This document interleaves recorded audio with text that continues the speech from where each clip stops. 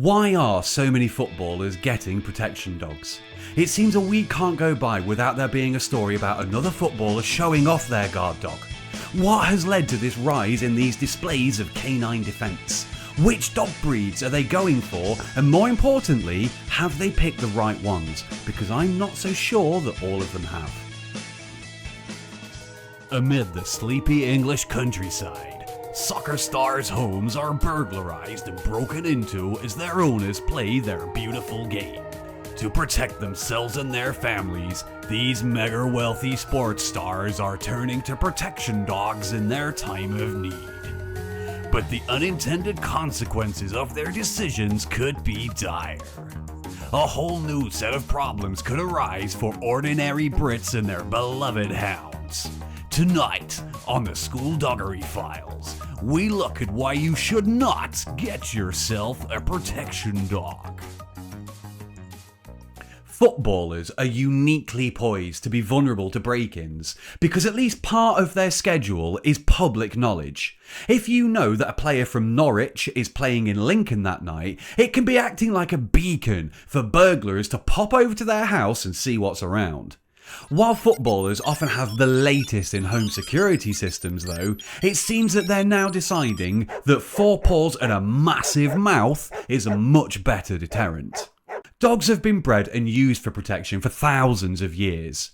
Records of guard dogs go back as far as ancient Mesopotamia, but it's reasonable to assume that their history stretches much further back. One of the first uses for wolves as they started to integrate with our ancient ancestors was probably that they could be relied to bark or howl if something or someone was approaching. Dogs will often naturally patrol the area that they live, and having a roving alarm would have been incredibly useful. Some breeds have an innate urge to guard their family or their territory. Breeds like German Shepards, Shar Peis, Dobermans, these all have strong urges to protect things. Even Mastiff and Bulldog breeds like Boxers and Staffies can be used as guard dogs. But it's important that we start to define the difference here between a guard dog and a protection dog.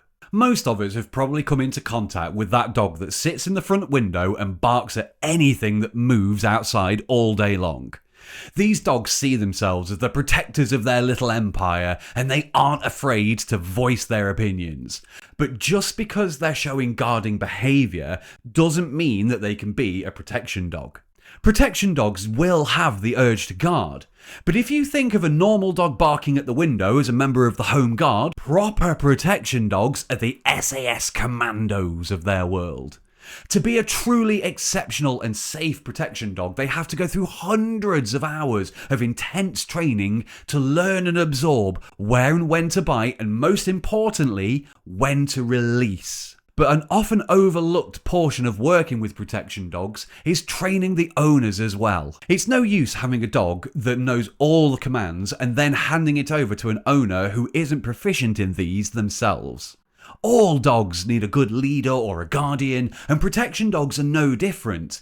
If you buy a protection dog through a reputable source, you can expect training to be a part of the price. So not only you learn how to handle that dog, what words to say and how to say them and when to say them, but you also begin to bond with that dog and start to create your relationship together. So let's look at the example of Jack Grealish and his £25,000 protection dog.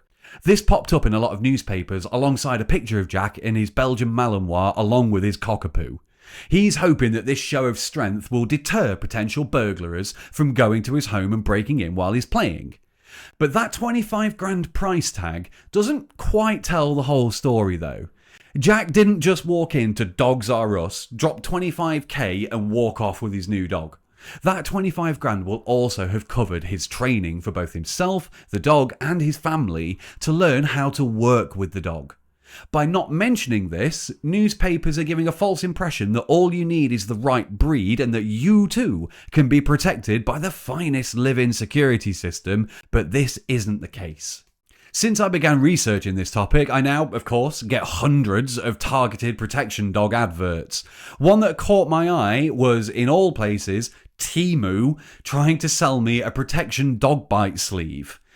It should go without saying, but please don't buy protection dog gear off Temu. Not only is it likely to fall apart after 5 minutes, just because you own a bite sleeve doesn't mean that you can train up your little Staffie puppy to be a protection dog.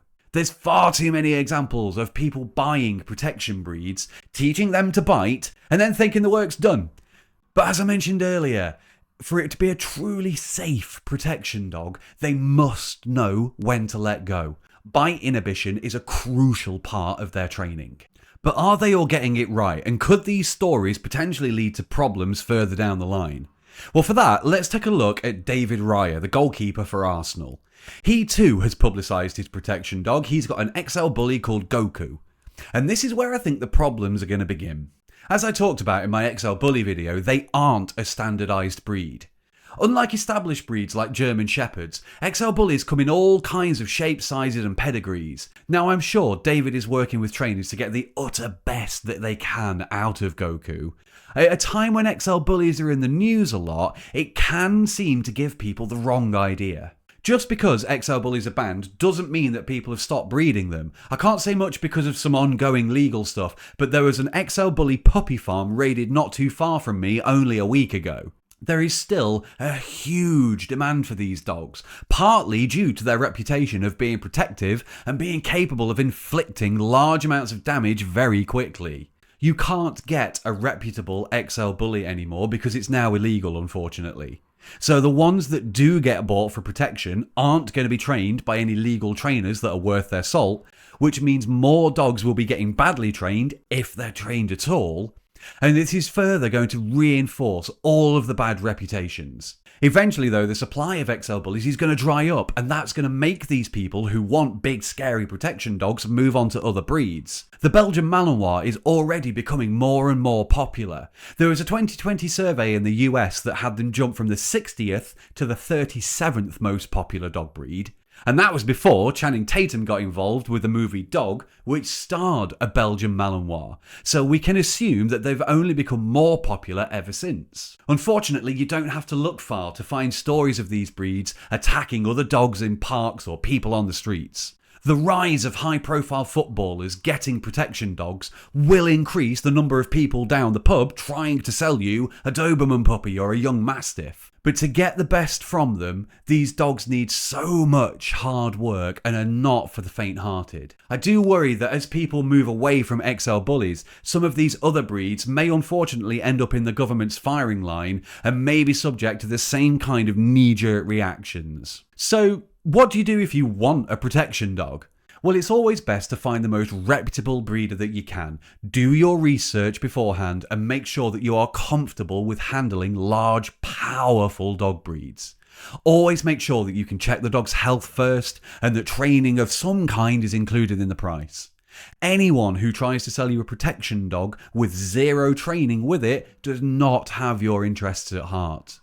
But even if they do offer you a little bit of training, just check that they got their gear from somewhere better than Temu.